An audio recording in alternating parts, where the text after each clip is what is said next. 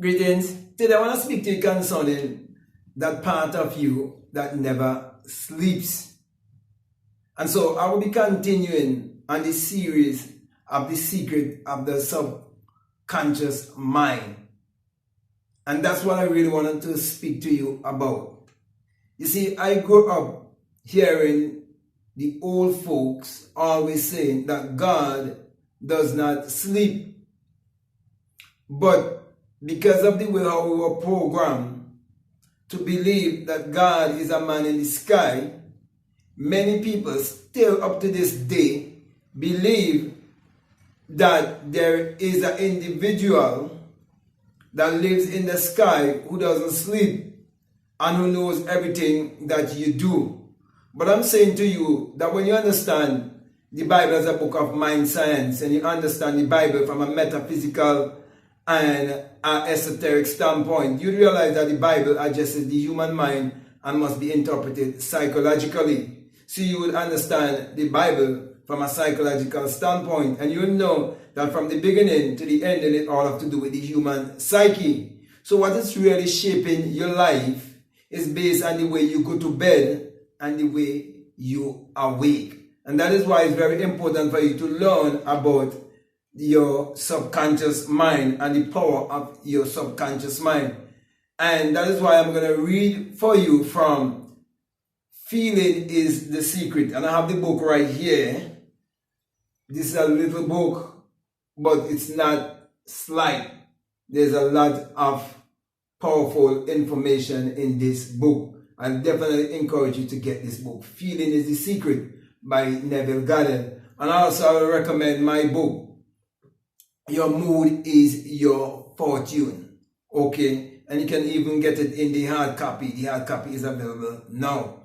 Also, let me say to you that if you live your life and you never learn anything about your subconscious mind or the part of you that never sleeps, you would be living your life here on this planet like a wandering soul.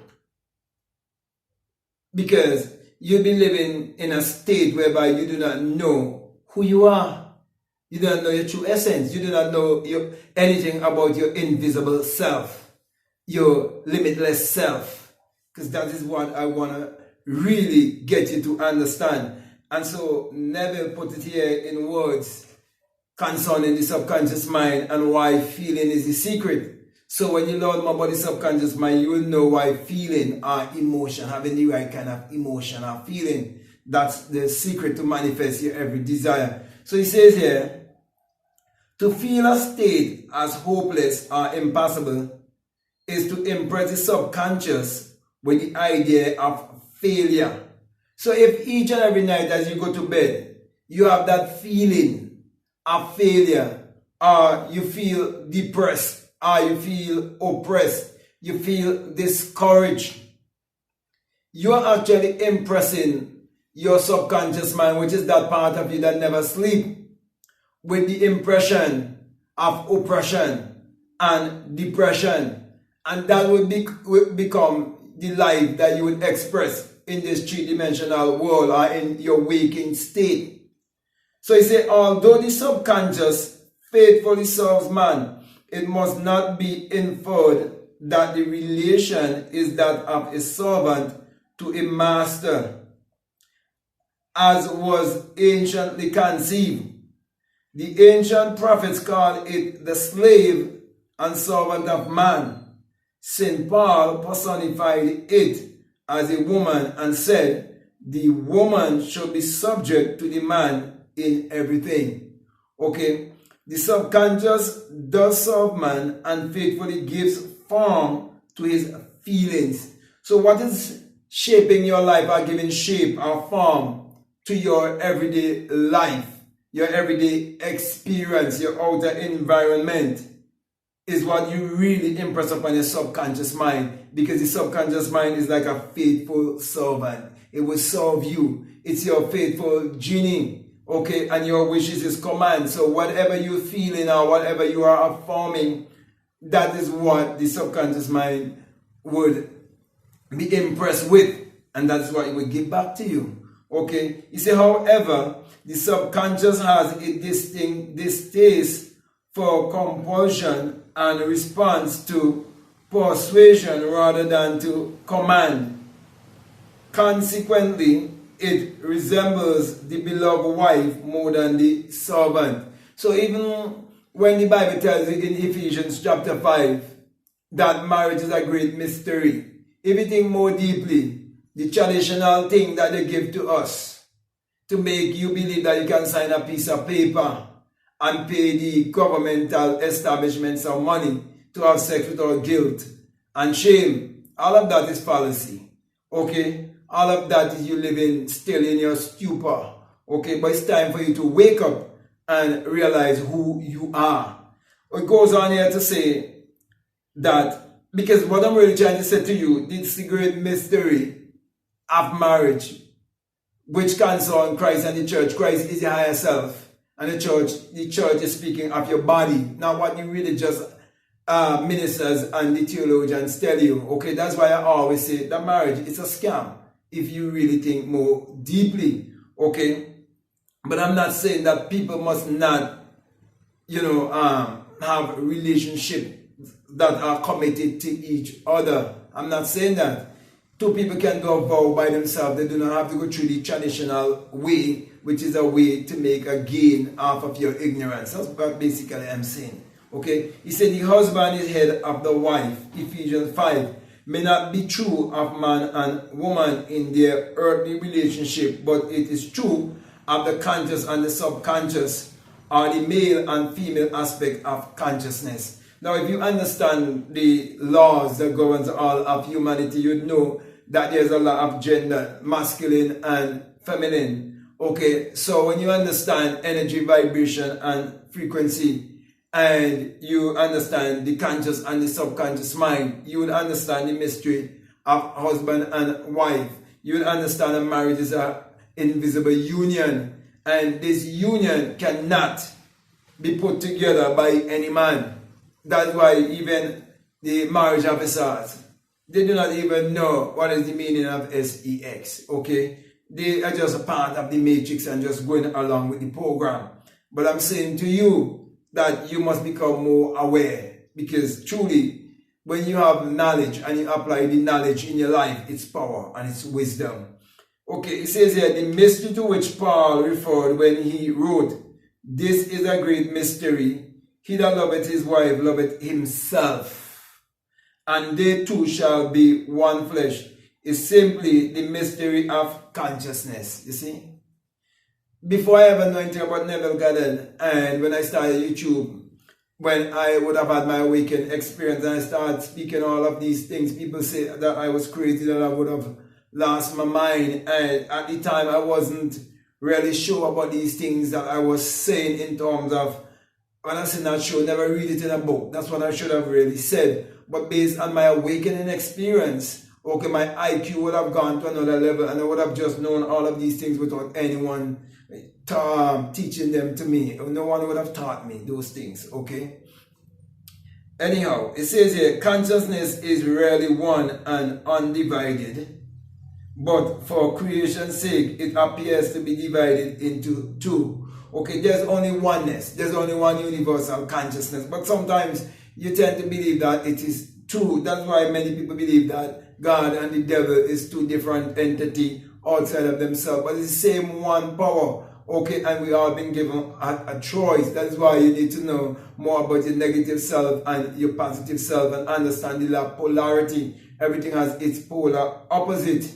So, as you should learn about polarity, you should learn about the law of gender also, and the law of cause and effect. Everything that's happening to you is an effect, and you are the cause. Okay, you are creating it in your life. The conscious or objective or male aspect truly is the head and dominates the subconscious, which is the subjective or feminine aspect. So there are two aspects of yourself, which is the objective and your subjective. One is the masculine and one is the feminine.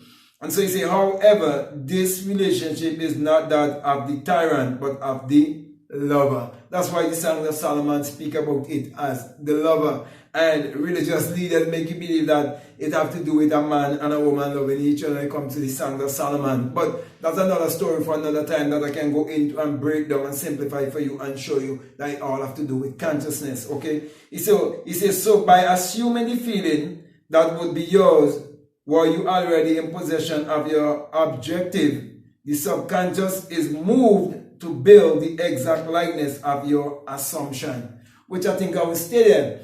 So basically, that part of you that never sleeps, it's still at work when you are asleep. That's why you can dream, because the dreamer in man is actually God. And when the Bible speaks about the part that can form and shape and mold and build things into certain image and certain likeness, it is that part of you that it is speaking about. That part of you whereby all things are possible. And all you need to do is to assume it. That's why he says that you must ask and it will be given. Seek and you shall find. Knock and the door will be open unto you. So why not take possession of your true self, your true essence, and use it to create your reality consciously. So my brother, my sisters, just become more aware of that part of you that never sleeps. So there's a part of you that sleeps and a part of you that never sleeps. And those of us who have awakened from the dream of life, we know that by experience. But I'm saying to you that you can experience it in another way by learning to create your reality consciously, by learning about the law of assumption, learn about the law of attraction, and do the necessary things to prove it for yourself, like meditation, visualization, scripting, mirror work. Do all these things in your life and prove for yourself that imagination creates reality and that consciousness is the only reality. So with that being said, my brothers and sisters, I will rest right here. Okay, and I'll continue again in the series of the secret of the conscious and subconscious mind. So with that being said, my brother, my sister, I want to say to you, if this is the very first time that you're listening to me, what I'm saying, if it makes sense to you and it really resonates with you, and you haven't subscribed already, I'm definitely encouraging you to subscribe, to like, to comment, or to share this video. Also, if you'd like to have a one-on-one with me, you're most welcome. You reach out to me by way of email, and I share with you the terms and conditions. And once you're willing to work along with the terms and conditions, we definitely have a great time together and go deeper down the rabbit hole. So, my brother, my sister, let me encourage you to all be willing to invest in yourself. Also, if you'd like to follow me on Instagram, I'd like to follow me on TikTok or on rumble.com. You can follow me at Black Mad Guru. Also, I want to encourage you to become a part of my Patreon community. And I have a course uploaded on my Patreon. It's called The Inner Sun Science and Technology to Create Your Reality Consciously. And along with that is a course, a bonus course, and self-concept. So if you are a person who are willing to donate $20 or more, all of those information are available to you, plus the other information that is there downloaded on my Patreon. So if you can afford 20, you can afford whatever, and you're still gonna have as much information as possible. But if you want the Inner Sun course and the self-concept course, of course you will have to donate $20 or more to have access.